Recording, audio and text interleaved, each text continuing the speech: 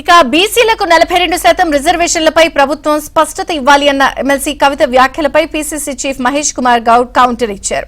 BC reservation ప్రక్రియలో కవిత role ఏంటని ప్రశ్నించారు. కామారెడ్డి డిక్లరేషన్లో భాగంగానే తాము స్థానిక సంస్థలతో పాటు విద్యా ఉద్యోగాల్లో బీసీలకు 42% రిజర్వేషన్ కల్పించేందుకు కృషి చేస్తున్నామన్నారు.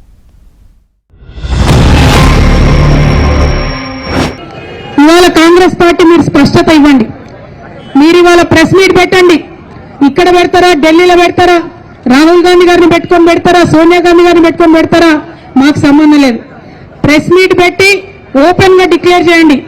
ముస్లింలకు 10% రిజర్వేషన్ మేము సపరేట్ బిల్లు పెడతాం అసెంబ్లీలో అని చెప్పి డిక్లరేషన్ చేయండి.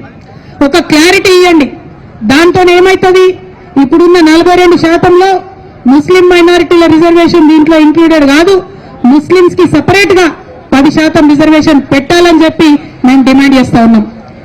ఇక అప్పుడు బీజేపీ మీద ఉంటుంది బాధ్యత. ఈ 42%లో ముస్లింస్ లేరన్న విషయాన్ని కాంగ్రెస్ పార్టీ క్లారిటీ ఇవ్వాలి. ఒకవేళ ముస్లిం సోదరులకు ఉంటే ఆ విషయం కూడా క్లారిటీ ఇవ్వాలి. కానీ మీరు ఏ విషయం చెప్పకుండా మేము బిల్లు పాస్ చేసినాం, బీజేపీ వాళ్ళు సంతకాలు పెడతలేరని మోసం చేయొద్దని చెప్పి మాత్రం కాంగ్రెస్ పార్టీని మేము డిమాండ్ చేస్తా ఉన్నాం. కవిత రోల్ ఏంటి బీసీ ఉద్యమంలో? నాకు ఆశ్చర్యం ఏంటంటే, సరే కవిత గారు వచ్చి బీసీలకు నేను మద్దతు పలుకుతాను అంటే సంతోషం. ఒక బీసీ నాయకుడిగా మాకు ఎవరు వచ్చి మద్దతునిచ్చినా మేము ఆహ్వానిస్తాం. బట్ ఏంటంటే ఇప్పుడు నా వల్ల ఇది అనే మాట ఏతుందో చాలా ఆశ్చర్యం వేస్తూ ఉంది.